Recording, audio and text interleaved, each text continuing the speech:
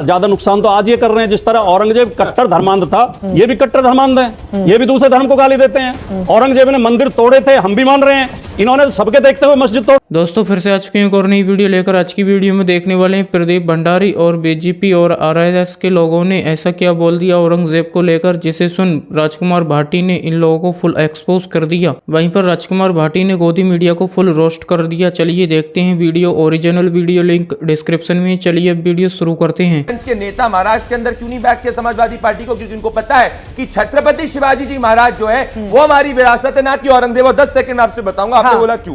मेरे पास ये original writing है औरंगजेब की। औरंगजेब की ओरिजिनल राइटिंग है, प्राइमरी सोर्स लेके आया हूं, कोई अखबार की बात नहीं कर रहा हूं।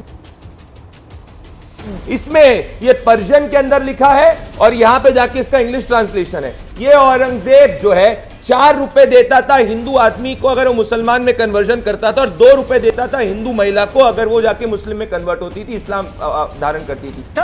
जो औरंगजेब को बैक कर रहे हैं वो इसको बैक कर रहे हैं। मैं आपको बताना चाहता हूं एक और बड़ी बात। वीडियो को पूरा जरूर देखें, वीडियो आगे शेयर भी करें।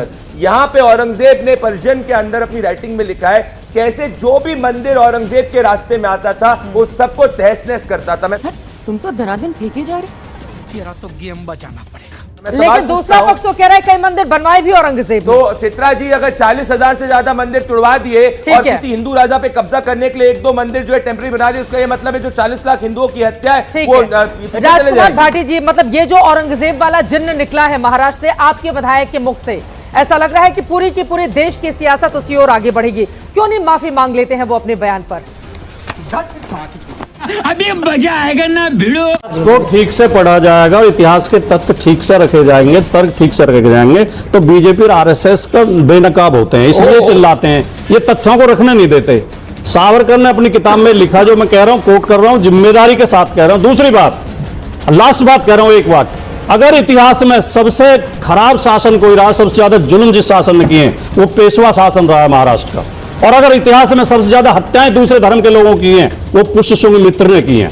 औरंगजेब को हम औरंगजेब की निंदा कर रहे हैं, ये इन दोनों की निंदा करें, पेशवा शासन की निंदा करें, पुष्यशुंग मित्र की निंदा करें, गौडसे की निंदा करें जिसने हमारे राष्ट्रपिता की हत्या की।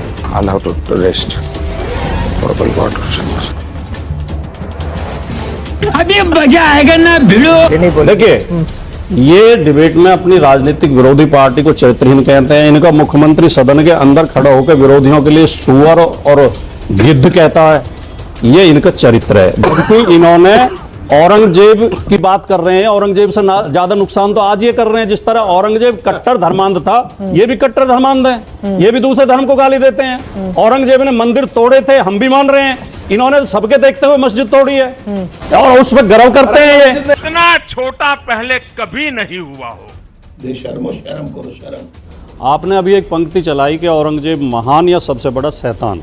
मैं कहता हूं आधे हिस्से को पहले को काट दीजिए, आप इतना ही रखिएगा औरंगजेब सबसे बड़ा शैतान। और भारतीय जनता पार्टी और आरएसएस और मीडिया हमें रिसर्च करके ये बता दे कि क्या भारत के इतिहास में 10,000 साल के इतिहास में जितने शासक हुए हैं सबसे ज्यादा क्रूर औरंगजेब ही है या कोई और भी हुआ?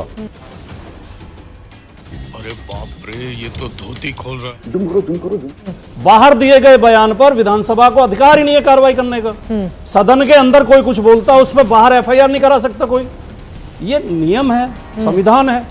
मैं तो ये कह रहा हूं कि ये हमारे बीजेपी के मित्र हमें 2 सूची देते हैं। ठीक है, एक तो महान शासकों की सूची, एक शैतान शासकों की सूची। ये खाली 10,000 साल के इतिहास में से 1-2 घटना को चुन के और ये भावनात्मक लोगों को बहकाते हैं और सांप्रदायिकता फैलाते हैं। अरे भैया, लेकर आए औरंगजेब को आपके विधायक, कोस रहे हैं आप भारतीय जनता पार्टी को। उसी बात पर डटी रहेंगे। जली ना, तेरी भी जली। अब महान तो जिसने बताया था, महान तो अबू आजमी ने बताया था, तो इसी वजह से ये सवाल पूछा जा रहा है। एमआईएम के लोग भी जाते हैं जहां पर बाजार है, इस वजह से पूछा जा रहा है। महान शब्द नहीं यूज किया, लेकिन अच्छा शासक बताया था ना, अच्छा तो बताया था। फिर इसका मतलब अच्छा तो बताया था ना। हम तो क्वेश्चन मार्क चला रहे हैं, हम तो लिखा नहीं रहे कि अबू आजमी ने कहा था, हम तो बस सच्चाई दिखाने की कोशिश कर रहे हैं। राजकुमार भाटी जी, अब देखो खुद तो बोलेंगे नहीं, एक बार सुन ले, राजकुमार भाटी जी को औरंगजेब को क्या बताया था, बताइए। उन्होंने कहा था कि वो अच्छा शासक था, अच्छा प्रशासक था। अच्छा शासक अच्छा प्रशासक क्या होता है? और इतिहास जिसने अपने पिता को जेल में डाल दिया हो आखिरी समय तक, मरने तक के लिए, 2 भाइयों का कत्लेआम करा, अच्छा प्रशासक है वो? रुको जरा, सब्र करो। पहली बात तो औरंगजेब ने क्रूरता की, जुल्म किए, धर्म परिवर्तन किया। ना मैं ना मेरी पार्टी उसका समर्थन करती है, लेकिन मैंने जो कहा कि कुछ चीजों को चुन के, भारत में पहला साम्राज्य हुआ है मगध का साम्राज्य। पहले सम्राट थे बिंबिसार।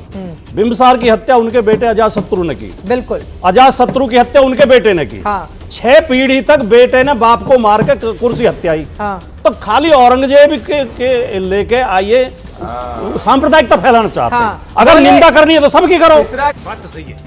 चलिए वीडियो यहीं पर ख़त्म करते हैं। अगर आप भी ऐसी वीडियो देखना पसंद करते हैं तो हमारे चैनल को जरूर सब्सक्राइब करें, वीडियो लाइक करें, वीडियो को ज़्यादा से ज़्यादा शेयर करें। थैंक्स फॉर वॉचिंग और अपनी राय कमेंट में ज़रूर दें।